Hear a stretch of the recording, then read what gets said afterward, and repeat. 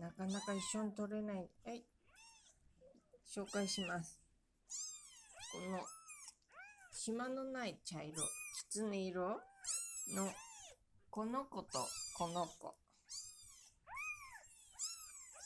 この子とこの子が、ピンクレディーです。どっちがピンクでレディーか、私も見分けつかないの。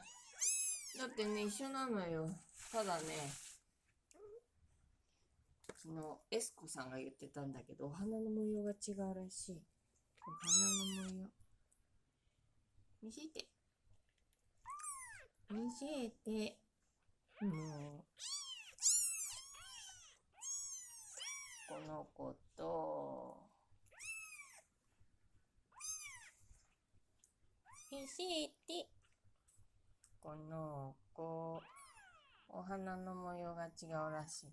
私はね、どっちでもいいけど、まあ、どっちかがピンクで、どっちかがレディーです。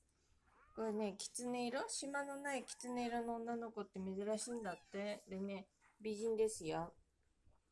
ただ、ほら見て。ボーダーソックス履いてるみたいに、映せない。見て。手足はほら、しましまがあります。